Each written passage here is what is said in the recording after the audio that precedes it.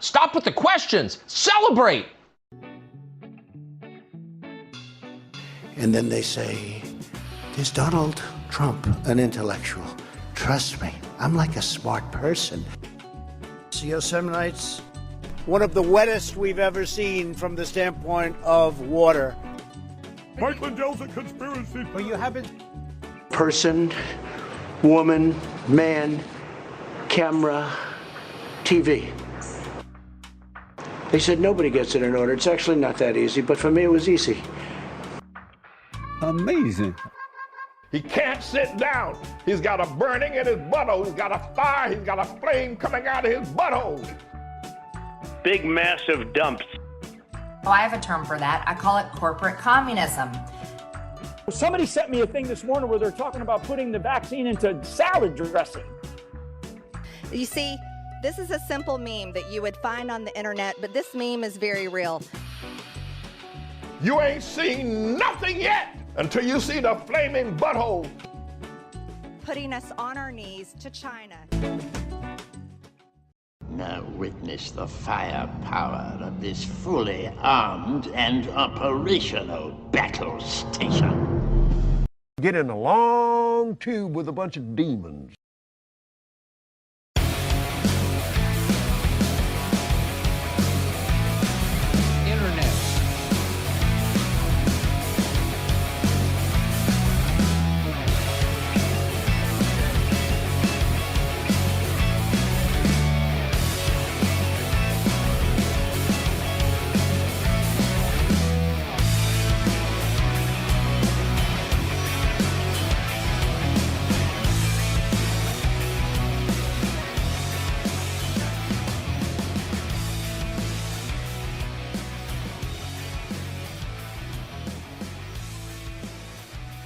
Around the nation,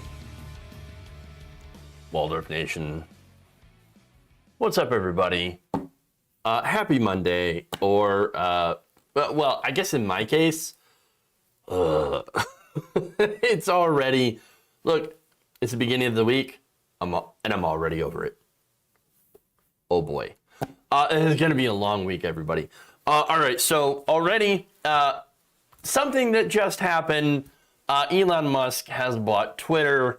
So, you know, Twitter is now, instead of being controlled by a small group of very, very wealthy people, it is now being controlled by a very, very, very small, not even a group, just one single billionaire. And that's it. So, yay, congratulations. They have went from being big tech to now even bigger tech, controlled by even less people. So I don't know if that makes any sense, but anyway, that's what's going on, of course. So what are we going to see from the changes from Twitter? We don't know. Donald Trump has already said, oh, I'm not going to rejoin Twitter. Yeah, okay, whatever. Sure. Sure. We'll see what happens. All right. We'll see if Elon Musk opens the floodgates to the Nazis, or tanks Twitter somehow, or adds requested new features and maybe it doesn't turn out to be so bad. I don't know. I don't know what's going to happen. It's super weird. So I guess we're going to have to see. Trump needs to join Truth Social. Oh, yeah. I was reading an article earlier today as well. Like, oh, you know, if a lot of investors in Truth Social were really worried about what would happen if Elon Musk buys Twitter and brings Donald Trump back to Twitter. Very, very concerned. So roiling up Wall Street.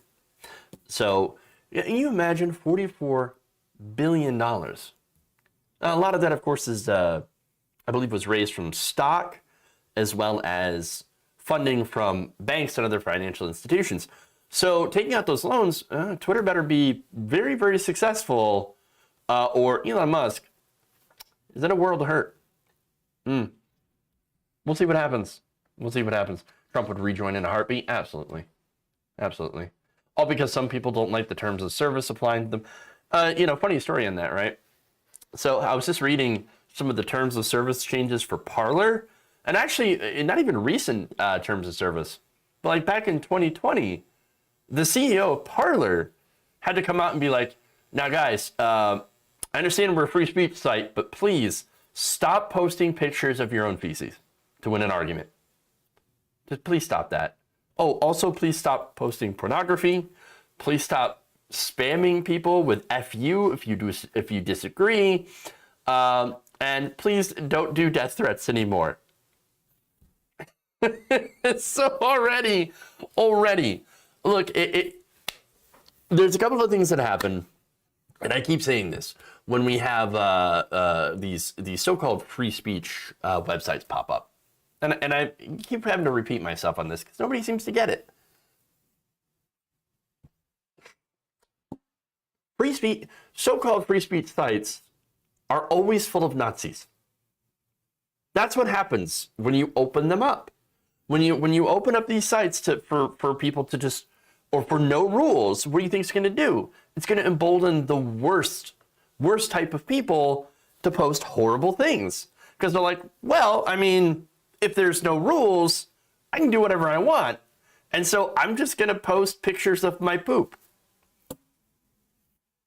That's what happens every single time. And then, of course, moderators and the sites themselves have to be like, oh, well, you know, we're going to have to cut down on that because my feed is full of poop, literal shit. We're going to have to fix that. That, of course, means rules. So you've got to have ground rules. And so I'm very curious to see whether or not Elon Musk is actually in favor of keeping some ground rules, and if he's going to use his newfound power on social media to punish people that he doesn't like.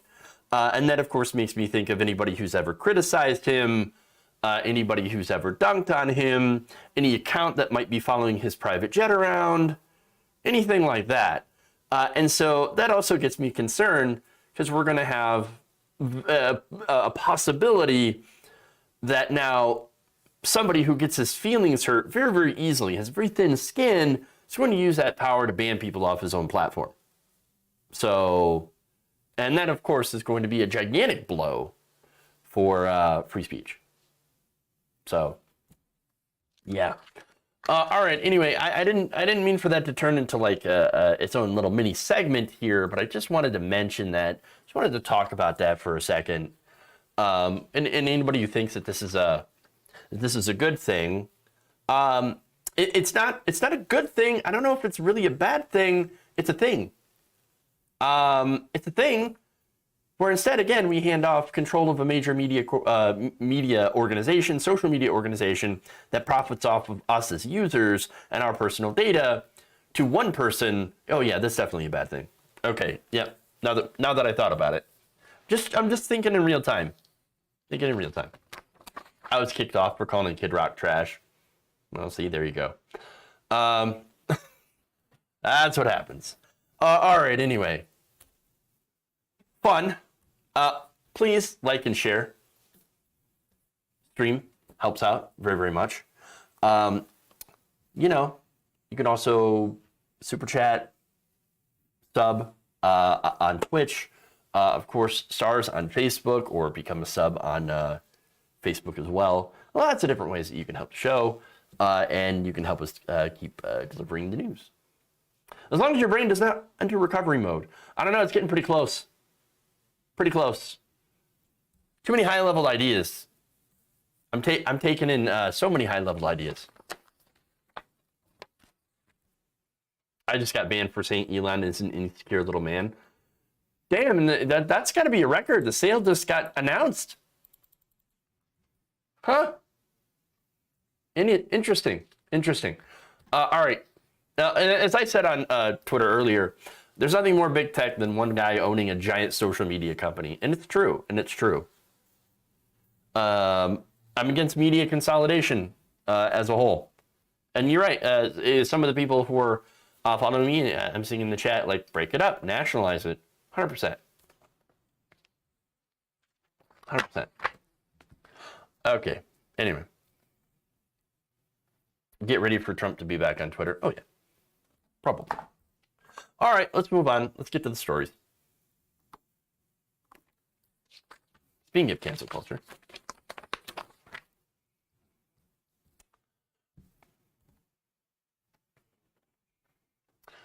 Florida Senator Rick Scott is a big believer in cancel culture. Well, wouldn't you believe it, right?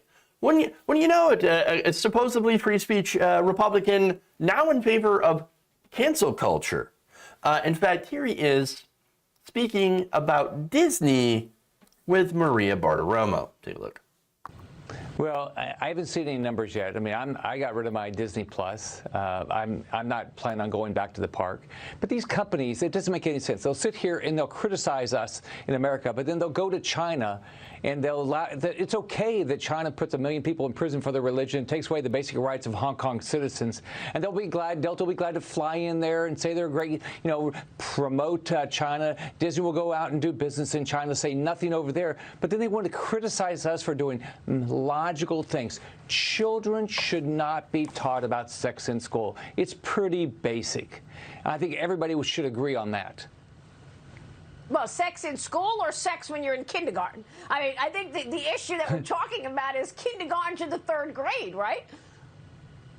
Absolutely. These little kindergartens, I've got grandkids. They shouldn't be, our teachers in school shouldn't be teaching them about sex. That doesn't make any sense. It's it's a parent's responsibility. The parents, it's a parent's kids. It's not Disney's kids. It's not the school's kids. Okay. All right. So before I get into Rick Scott and some of the ridiculous things that he's saying, because wow, that segment went from like, oh, you know, I canceled Disney Plus, and you know, by the way, sex in school. Whoa. Okay, all right.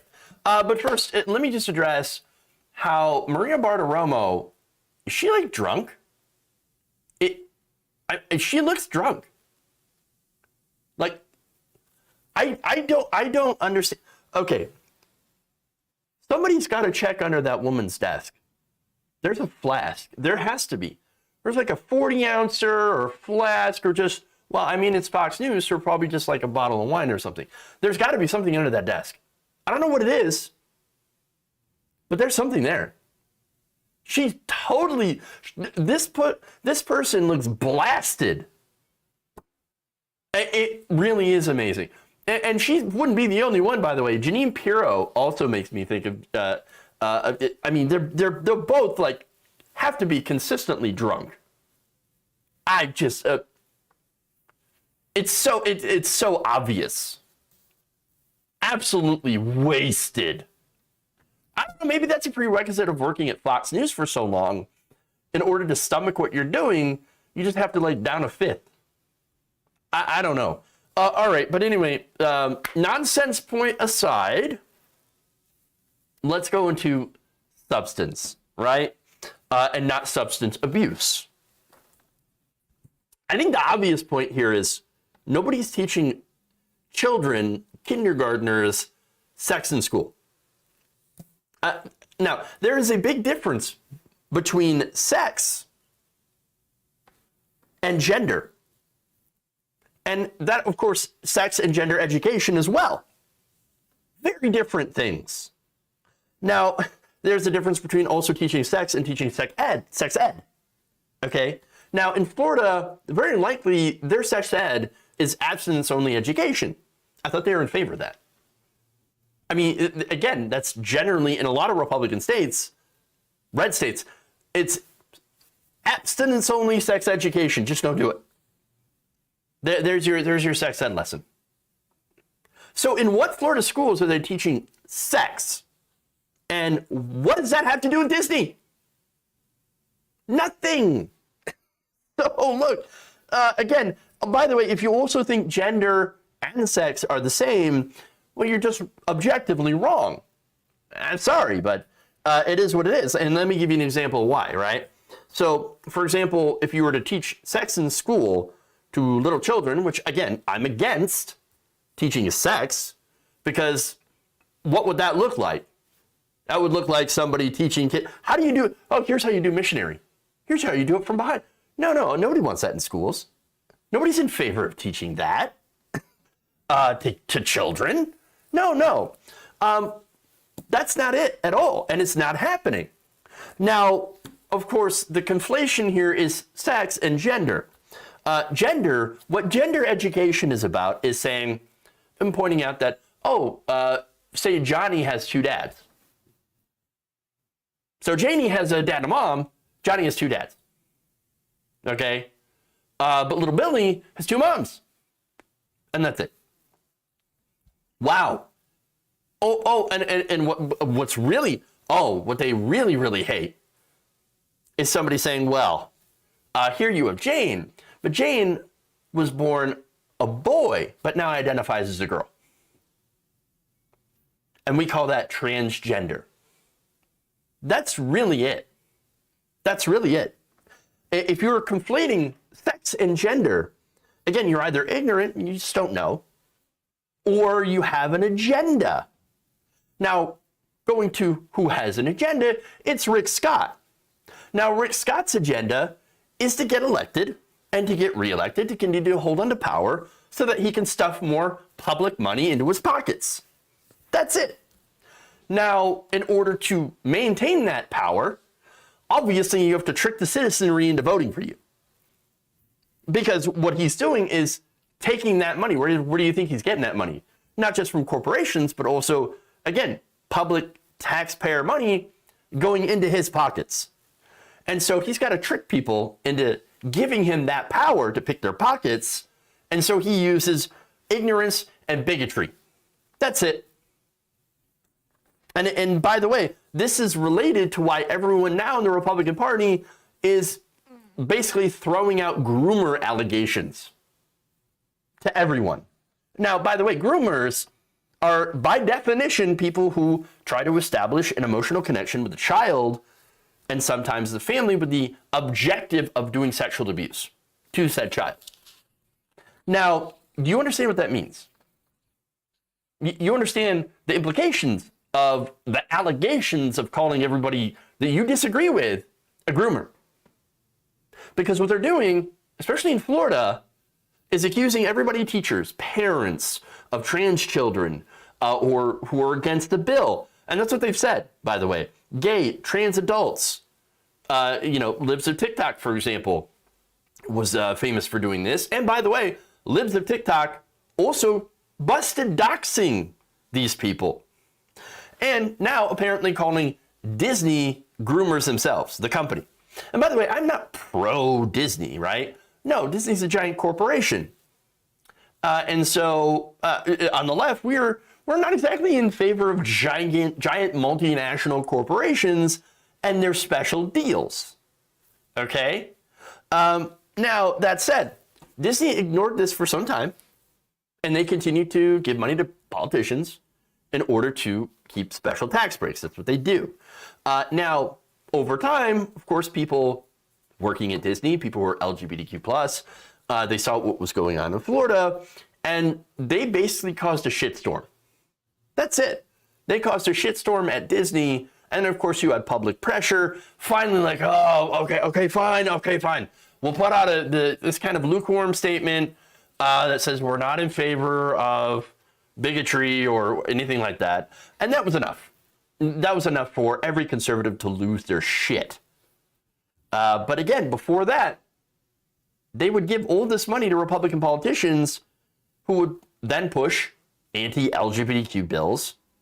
And by the way, Disney would also stifle their own talented people, their own talented workers, in order to appease the right. And so now, of course, they would do that. What's the number one thing that corporations, or I should say reason that companies will do something? Well, they're going to do it for the money. They have a fiduciary responsibility to maximize value for their shareholders. That's it. And so before, they were anti-gay because that's where the culture was, and so that's where the money was. They didn't want to offend people. Now, turns out, society is a lot more accepting. That's a good thing, generally. And so companies have followed suit. And so supporting gay people, supporting the LGBTQ community is the more profitable thing to do. So now it's important to point this out because there are people out there that will hold companies as paragons of virtue just for doing the right thing. At the end of the day, I'm glad they're doing the right thing, but they're also doing it for one simple reason: money. That's it, money. Now, Scott, by the way, he goes on to talk about China. Now, why bring that up? Well, it's because China happens to be a huge market for television. And for streaming services specifically, right? Like Disney Plus. And we've seen companies, Blizzard included, ignore a lot of what's going on in China as a result of the money. Now, here's the irony, right? So he talks about, well, why don't they do that with China? Because China's more authoritarian.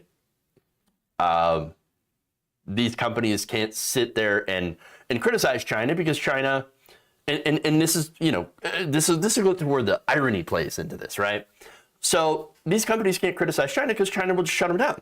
So they can't do business in China. And so they don't do that here in America generally, right? And so companies in America have much more freedom than they do in China. And yet, Rick Scott and DeSantis specifically are like, no, actually, we want the United States to be more like China and shut down these companies because we don't agree with them politically. And that's it. And so total irony that you have more freedom here and that you have conservatives bitching about these companies that have more freedom. I wish they didn't have the freedom that they have in America, but we're the pro-freedom party. Bullshit. It's all projection. All right. Now, by the way, to show you their hypocrisy, we go to Ron DeSantis, right? Ron DeSantis is using the government to come after Disney. Now, they did it in a very ham-handed way, which actually might benefit Disney in the long run.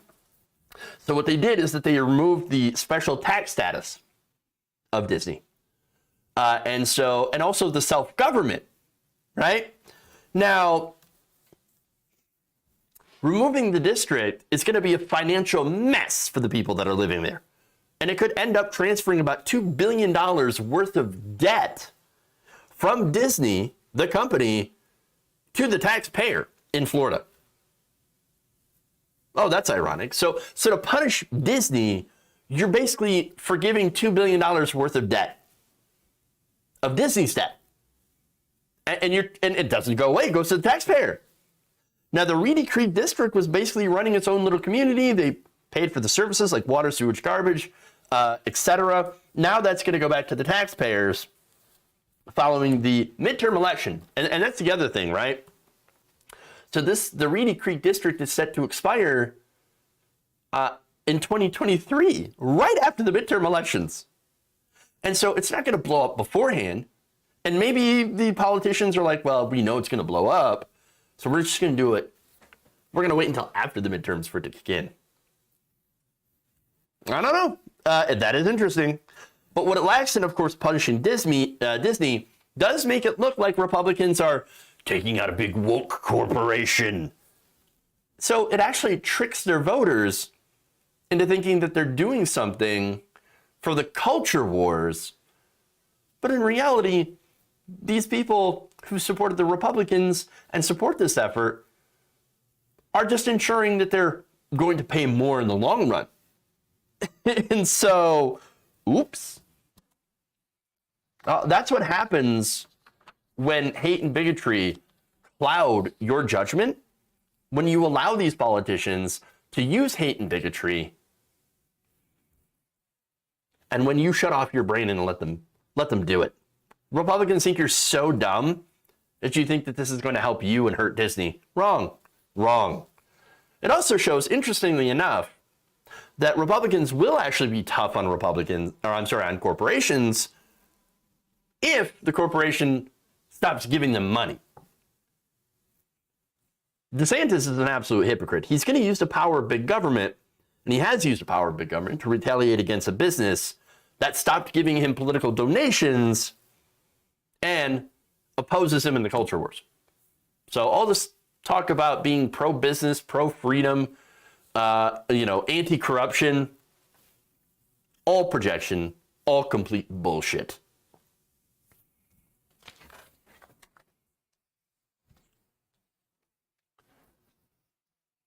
Okay, wow. That went a little longer than I thought it would, but let's do it. Moving on, let's go to fun times in Florida.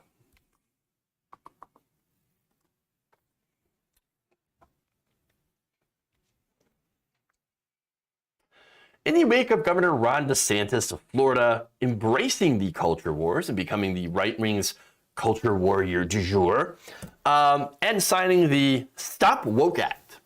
So now, what's the Stop Woke Act? Basically, it bans discussion of race and LGBTQ issues in the classroom. Now, in response to this, and there's been a lot of responses, but here's a really good one. You had an activist in Florida that has filed a lawsuit to ban another book from the classroom using their very definition. Now, that book happens to be the Bible. Now, Chad Stevens had recently filed a complaint with 8 different school districts in Florida challenging the Bible's place in schools. Stevens cites examples directly from the Bible to prove that is just too woke for today's young students, which must be protected and put inside a bubble at all times, according to Republicans. Here's a few from his complaint. Age appropriateness. He writes, as the Bible casually references such topics as adultery and fornication, or as I like to think, date night Friday night, do we really want to teach our youth about drunken orgies? Huh. And by the way, here's a quote from Matthew 15:19. For out of the heart come evil thoughts, murder, adultery, sexual immorality, theft, false witness, and slander. Yes. Or, as Charlie Kirk likes to put it, sexual anarchy. Sexual anarchy. Love it. All right. Second, bestiality and rape. Taking a cue from Florida statute CH, I'm not going to read that. One should consider such discussions to be harmful to minors and obscene. Leviticus 18:23 says, do not have sexual relations with an animal and defile yourself with it. A woman must not present herself to an animal to have sexual relations with it. That is a perversion. My question is, why did they had to put that in the book? Was there like a plague of people having sex with animals?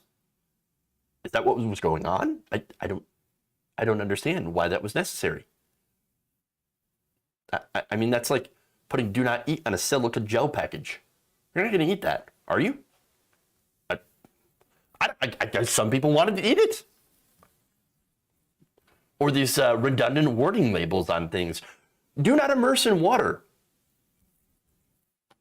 Okay. And that's the, of course, warning sign of the hairdryer.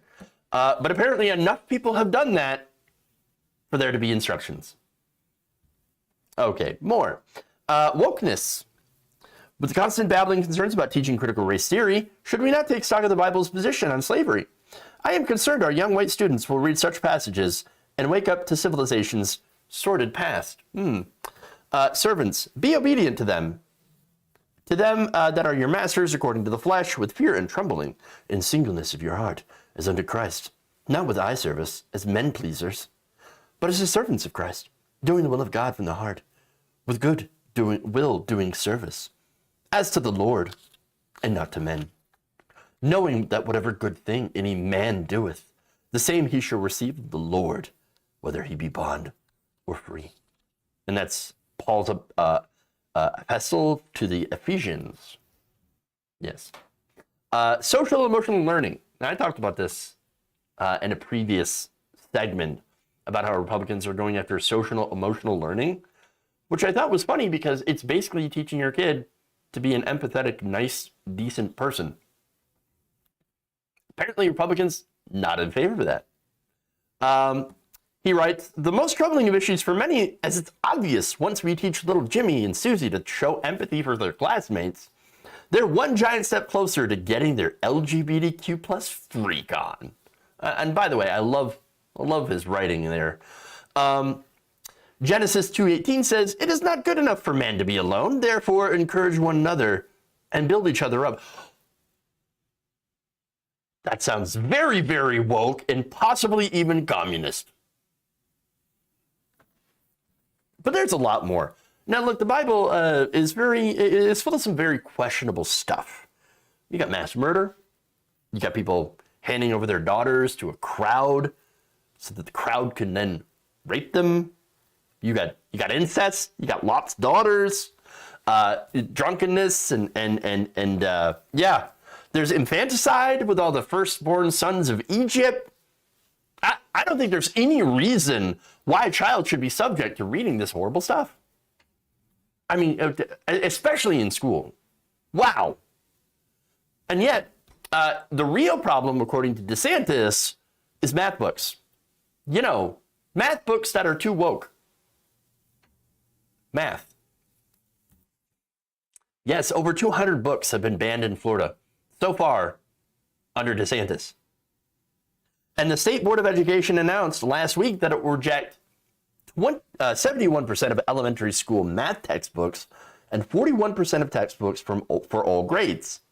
Officials say the curriculum contained prohibited content about critical race theory. Ah, yes. Oh, yeah, I got to get this critical race theory out of my math book. Oh, there's just something wrong about, these numbers. This feel too woke. These woke math problems. DeSantis insisted that the textbooks contained prohibited content that was meant to indoctrinate children. Indoctrinate them into what? To knowing math? I don't understand.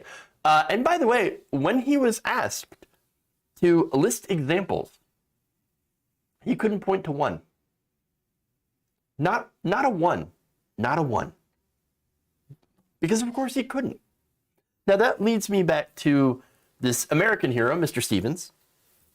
Here's what he said, quote, "As often is the case with banned books, I ask your agency, lay flame to that giant stack of fiction in a pyre worthy of a Viking send-off." I love that. Oh, boy. So, look, are they really going to burn the books? No. But he is making a point here. And the point is valid. Look, the people who ban books are generally not the good guys in any situation. Okay? And by the way, history, and this is why they don't like teaching history, okay? The people who ban books generally tend to be right-wingers on the far right. And so, look, in Tennessee, I showed you a video of them doing a literal book burning. Like a whole party.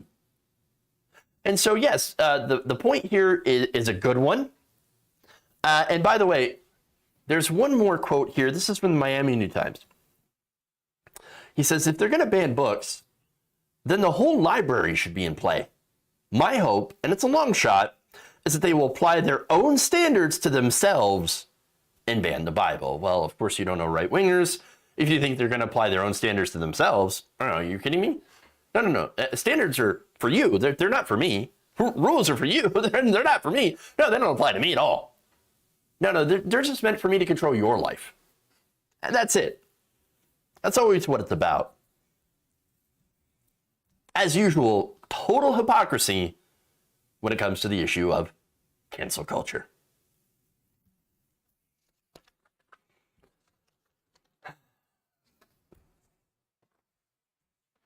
Okay. Moving on. Mike Pillow.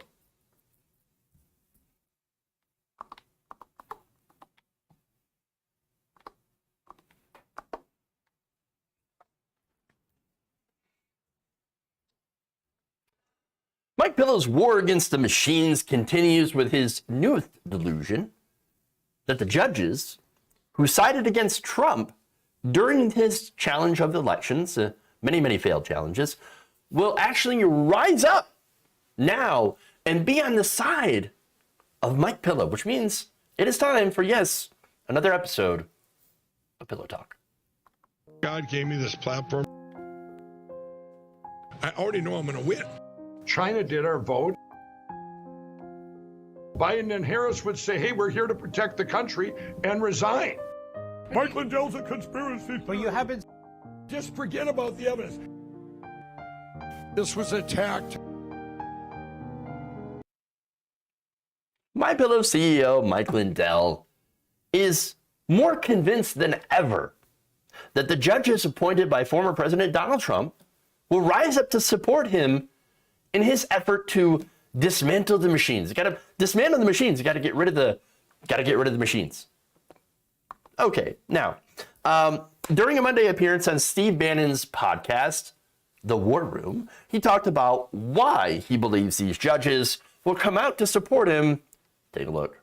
Well, and Steve, you know, if you go back a year, all the judges back then, nobody looked at the evidence. They were afraid for whatever reason. They didn't want to be the first guy to step out and have their families attacked or whatever. Well, now, as you know, things are changing. Look at that great judge in Florida that just did the ruling to get rid of the mask mandates on the planes. This time around, the judges, all those judges that Donald Trump put in, they're gonna rise up and they're gonna make rulings that are going to stay within our Constitution and stay within the law. So what we have here, it's a preliminary injunction brought by Kerry Lake and Mark Fincham and great lawyers like Alan Dershowitz, and they brought this. It's a preliminary injunction that will get rid of the machines once and for all, and that's the relief. It's under statute 42 USC-1983. All this lawyer talk. All that lawyer talk. I don't really know anything about the lawyer talk. Okay, then what are you talking about it? And look, why you continue to do this if you don't know what you're talking about? It doesn't make any sense. But then again, it is Mike Lindell. So now, a couple of things. I love the bizarre claim, like, without any evidence, because he doesn't operate with evidence, that these judges were afraid for their families, for the safety. I am so afraid of my safety. I mean, I don't know. What do you think is going to happen? Is somebody going to come after these judges for not allowing you to overthrow the election? Okay, but no, he's just making it up. Oh, yes. Totally afraid for not, and getting all sorts of threats for not supporting Donald Trump's insane overthrow of the election. Okay, but anyway, Trump had over 60 court challenges. In every single one of them, judges determined that there was no merit. None. And it's not because the judges were threatened. No, it's because they had no evidence to back up their claims. Rudy Giuliani was there. He was ahead of a lot of these. And by the way, this is when he wasn't farting on other lawyers or other people that were there. He was asked under oath. He admitted, when asked, that, I actually didn't even vet these claims. Dude, you're supposed to be representing these cases.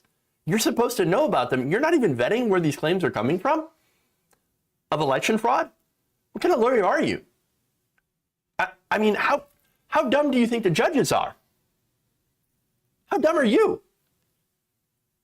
I think we know the answer to that question, but okay. So now, they had no evidence. They still have no evidence. I haven't seen a shred of it. And so, look, speaking of shreds, there's probably plenty of stuff shredded in those pillows. Probably plenty of paperwork, maybe some crack. I don't know. I don't know what's in those pillows.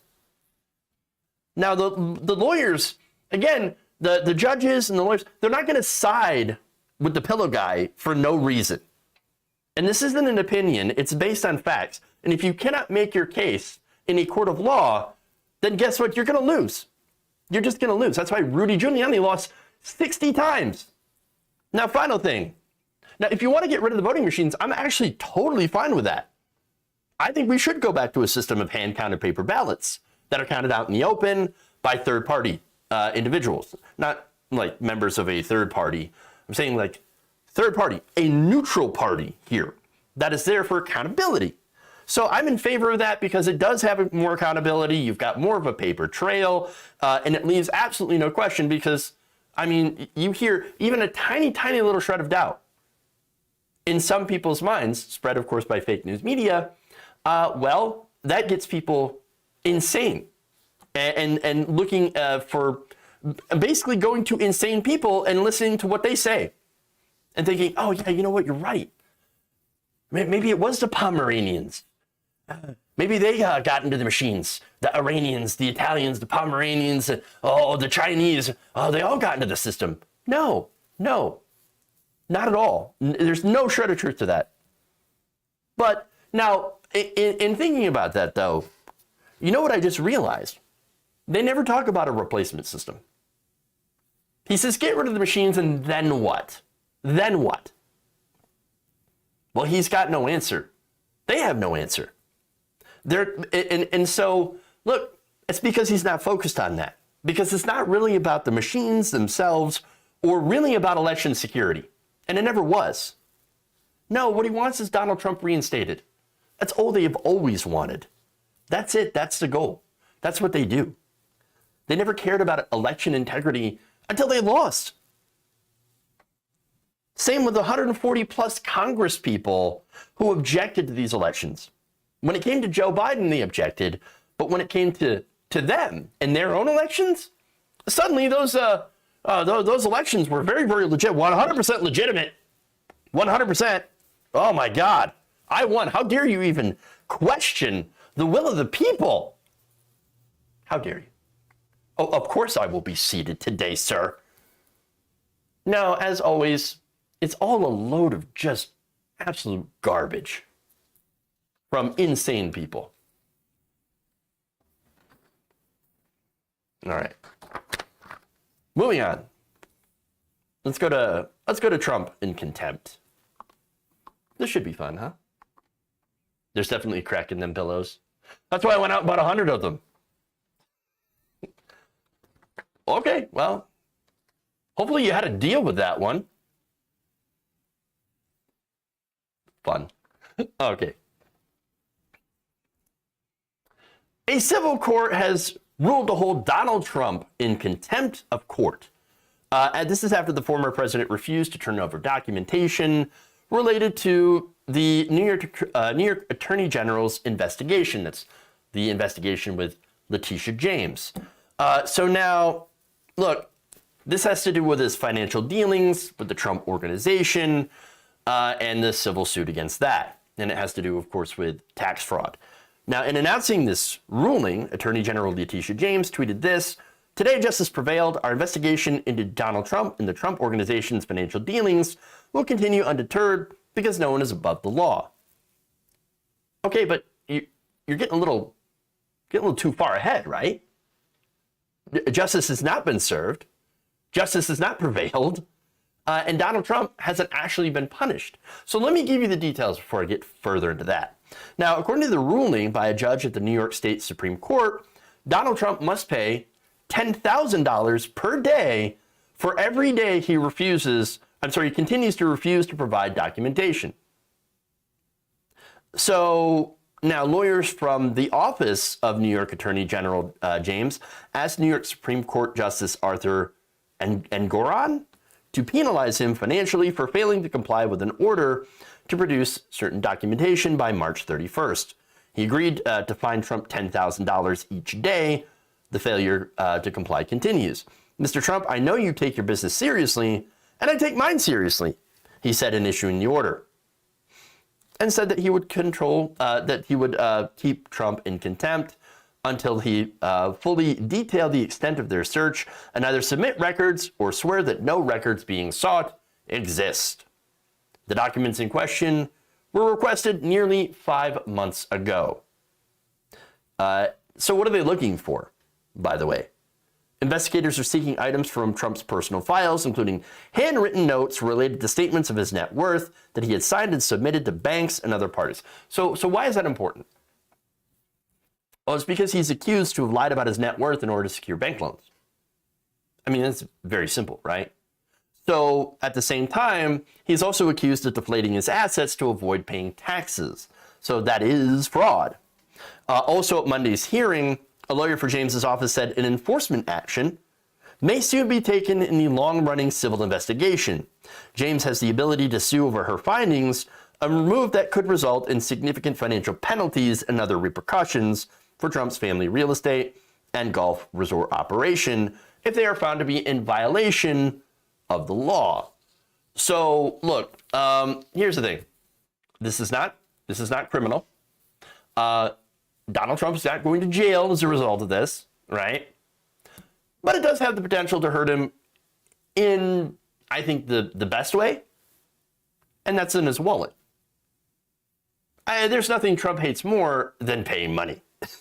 And so, well, I guess other than losing money. So, look, again, this really isn't justice prevailing. This really isn't like the biggest thing against him. It's something, though. I guess it's one of the few tiny little potential victories. And I think the way that some people are selling it is this kind of like, yeah, you're overhyping it. Yes, it's good, but it's really not what we were hoping for. Now, that said, let's get to a really hilarious statement from Trump's lawyer, Alina Habba, who said during the hearing that Trump is, quote unquote, an honest person, much to the dismay of certain people in this room. Homeboy defrauded a charity. You realize that, right? Not only that, but he's been documented lying over 30,000 times. And that's while in office. Now, I know politicians lie. Politicians lie all the time. I get it. Here's the thing, though. For Trump, he lied about things that made no sense to lie about. What? I mean, the crowd sizes, right? The biggest inauguration crowd ever. Who lies about that? Who has to lie about the biggest crowd? The crowd sizes? No. And by the way, the more concerning lie that has caused a lot of damage to our country is the whole big lie. He still cannot admit that he lost the 2020 election. I mean, now and then an article will pop up where it's like, okay, maybe I didn't win or whatever. And then he comes out and says, no, I won the election. I won it bigly. Joe Biden has stolen it from me. The Democrats. But you have no proof for it, of course. So it is a lie. So his lawyer saying this is actually beyond parody. I mean, however much this woman is getting paid, if she's even getting paid at some point, clearly has to be enough for her to say some of these outlandish things. Now, James has also said that her investigation into Trump's business practices has revealed evidence that he allegedly misstated the value of assets like golf courses and skyscrapers on his financial statements for over a decade. Again, none of this really should surprise any of us. Her office then says that it is seeking Trump's testimony and documents while it works to determine whether he misstated values shown to lenders, taxing authorities, and other business interests constituted fraud, and if so, who may be behind it. Now, that said, look, this is a civil suit. That's it. The criminal suits, they're a completely other matter. For example, January 6th. Nothing's going on there. Merrick Garland is not doing anything to Trump. Oh, no, maybe he's just taking his time to make his case. Is he, though? We haven't really seen anything going forward on that. As far as when it comes to the other suit in the Southern District of New York under Alvin Bragg. The guy's essentially given up his investigation. I know they're saying, oh, no, it's ongoing. Yeah, we're still doing the investigation. No, according to people who actually worked in that case, two attorneys who are no longer prosecuting that case, they're like, no, it's actually at a standstill, even though we've got the evidence. We do have the evidence. It is more than enough for you to indict him. He is guilty. Overwhelming. Of course he did it. But Alvin Bragg, I don't know what it is, but Alvin Bragg is incredibly weak. Just weak and sad and pathetic because he's not going after Trump. So, again, I guess with all of that terrible news and all that inaction, this is the best that we can do. even though it's just civil. And again, it's not even a conviction. It's just a fine of $10,000 a day, which he will likely not even pay. So, great. Well done. You nailed him. Okay. Last story for y'all.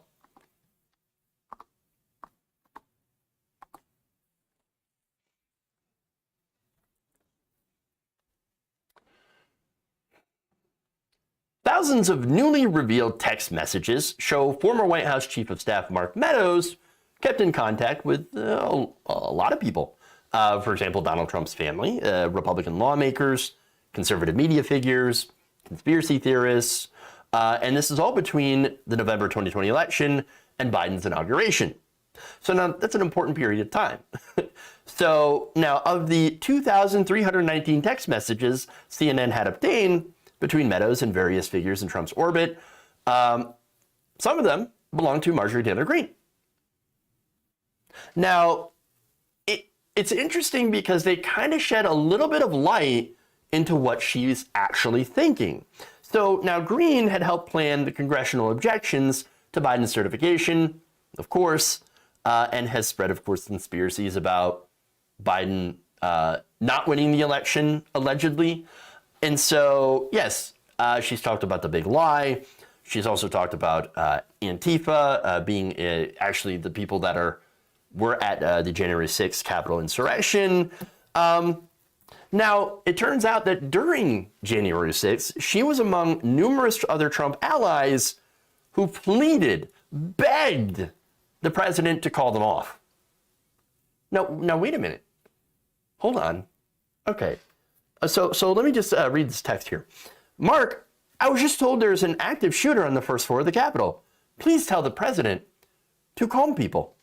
Texted Greene at 2:28 p.m. as a January 6th insurrection raged. This isn't the way to solve anything. Oh, now wait a minute. She's right. It isn't the way to solve anything. So wait, Marjorie Taylor Greene saying, please, Mr. President, please call them off. Call out the mob. But wait, you're going to see her text the next day, which kind of counteracts that. But first, it's important to note that she was scared. No doubt about it. That's a fear text. Oh my God, there's an active shooter. Well, obviously you would be afraid. I don't blame anybody there for being afraid. And I do remember people that were ragging on Democratic politicians, for example, for being incredibly afraid during this time. And so, yeah, I get it. I would be afraid too. I think anybody in that situation, and again, a lot of the Republicans that have come out later, or I should say since, and we're like, oh, they were just tourists, and they weren't really all that harmful. I mean, they were looking at the art. We had one guy that was just, singing the songs of his people and defending the muffins. No, totally fine. Why are you going after them? No, on that day, they were scared shitless. And so they were helping barricade doors. Completely dishonest people. And Marjorie Taylor Greene, of course, one of them. Later on, she texted Meadows at 3:52 p.m. that day, saying, Mark, we don't think these attackers are our people. We think they're, get ready for it, Antifa, dressed like Trump supporters. We think. Was there any thought there? I don't think there was any thought involved in this. But again, you don't have to have thought when you're so deep into your own bullshit. Again, the whole thing was she could not wrap her head around the idea that she helped incite her own side into doing an insurrection, a violent insurrection at the Capitol. And that's what it is. Remember, in their minds, we're the perfect angels. We do nothing wrong. We are patriotism personified. We have never done wrong. We will never do wrong. And everything that we do that you might consider wrong is actually right because we're doing it, well, we're doing it for America. And you just don't understand because you're not patriotic. And of course, they were never there to attack me. No. They were only there to attack the government of which I am a part of. Oh, no. Oh, no. Like a lot of things, I don't think she thought that through, her arguments. Now, also in true Marjorie Taylor Greene fashion, the next day, Greene sent an apology that she had failed. Quote, "Yesterday was a terrible day," Greene texted on January 7th, 2021. "We tried everything we could in our objection to the 6 states. I'm sorry nothing worked. I don't think that President Trump caused the attack on the Capitol." Really? "It's not his fault. Absolutely no excuse, and I fully denounce all of it. But after shutdowns all year and a stolen election, people are saying that they have no other choice." So if she had just kept it at absolutely no excuse and I fully denounce it, would have been fine. Except that did not happen. Because she comes out and says, look, there's no excuse, but lockdowns, stolen election. Well, those sound like excuses, Marjorie. What are you doing? I mean, they had no other choice, but I totally 100% denounce it, even though I agree with them and their frustrations, because they're my frustrations too. Yeah, okay. Sure. We got it. Other text messages show that Greene had been deeply involved in the fight to keep Trump in office despite his loss. In fact, here's what she said, texted Meadows on January 17th. "In a private chat with only members, several are saying the only way to save our republic is for Trump to call for martial law." And she, of course, spells it wrong.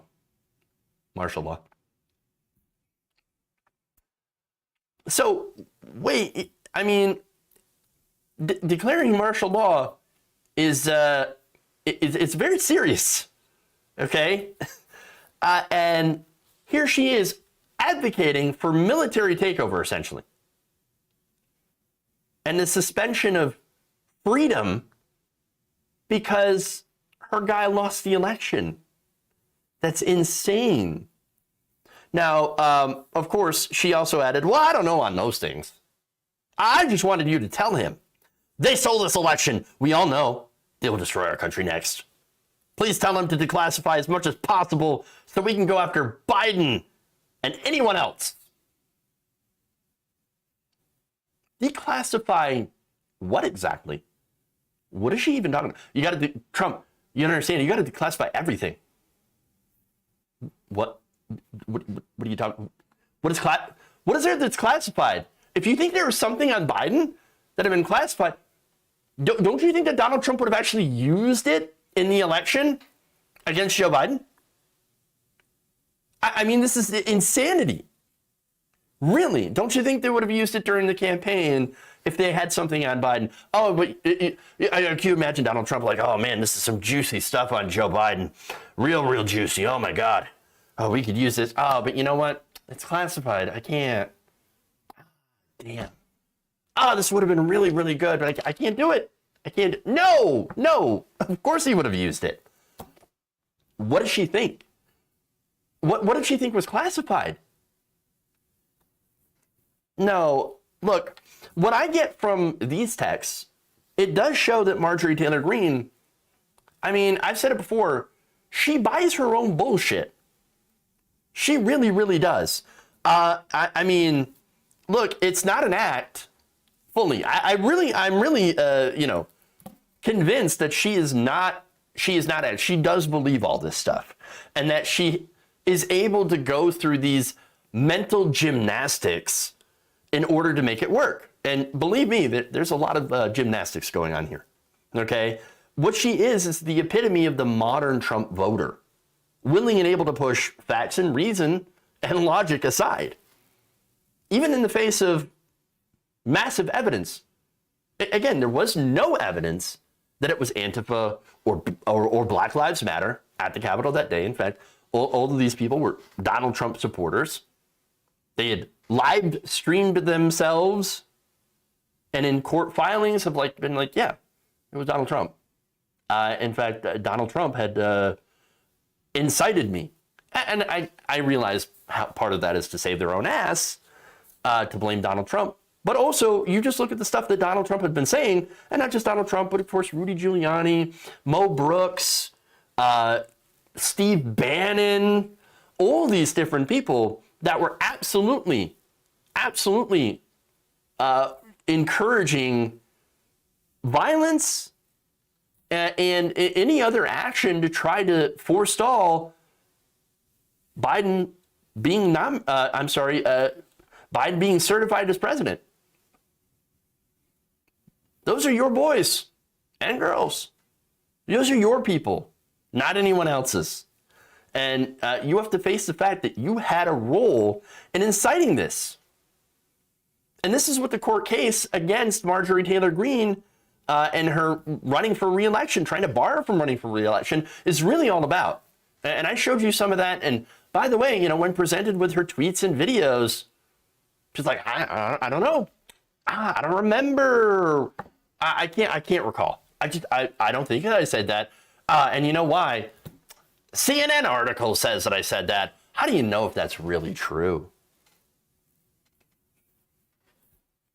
Attacking the messenger, complete and utter deflections as usual. And of course, it comes down to the whole mindset of I'm right, you're wrong, facts don't matter because I don't trust who is delivering those facts. And this is exactly the reason people like her are so dangerous in the long term. That they can sit there and lie and lie and lie and then incite violence when it suits them. It just shows who they really are.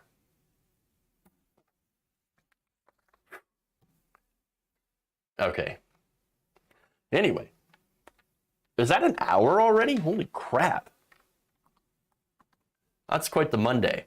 All right, so damn, 1344 viewers? Holy shit. Where'd you all come from? Well, welcome. If you haven't already, please like and share the stream. Even the haters, if you want to come in and hate watch, that's fine. Like, that gives me a view. But for all of you who are not hate watching, welcome. Thank you. Really, really appreciate you showing up. And again, please make sure to subscribe to the channel for more videos. Member of Team Remove Ron, Florida, some trolls, some great. Did I piss off the Groypers today? When did that happen? Incels hate rated TDR. Oh, is that what happened? Oh, interesting. Well, it gives me a view, so I really don't care.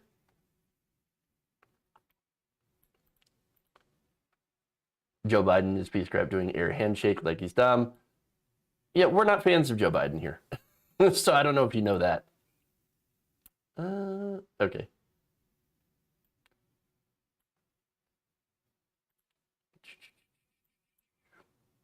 All right, well, anyway, so you're an idiot if you believe that Biden honestly won fairly.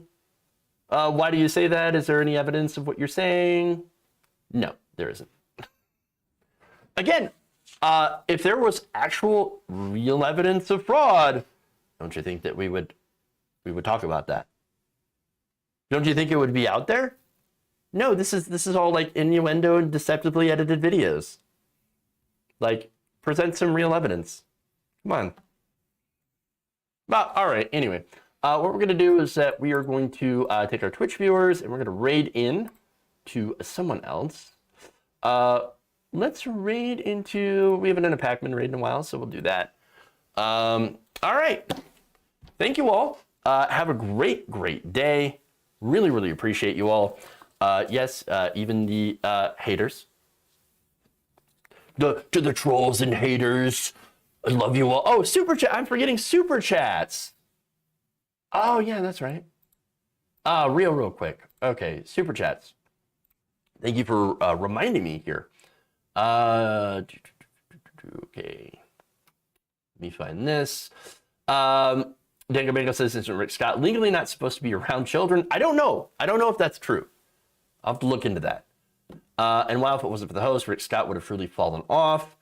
Elon's purchase of Twitter could have been possible if he would receive handouts from the federal government, stealing money from the taxpayers. Well, billionaires never get rich on their own.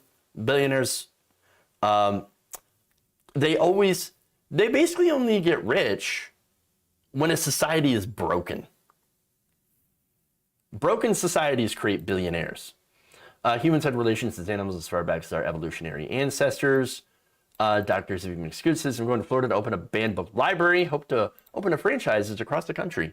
Interesting. And Gabby Mathis, thank you for the very kind $5 as well. So thank you, all the super chats. Monty Darno, this is a great show. Thanks. Good new week to all. Hooray. Good new week.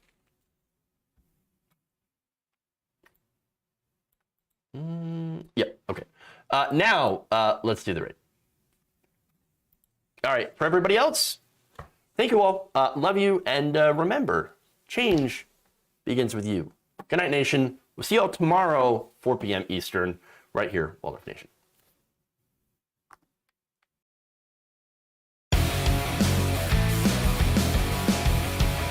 Amazing.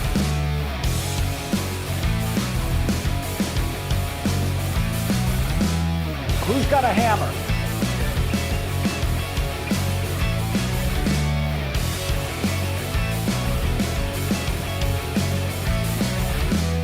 There's insanity in the control room.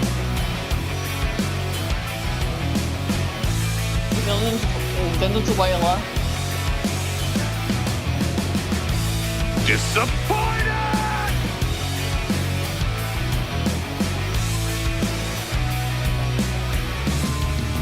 Clean coal, meaning they take it out cold, they're going to clean it.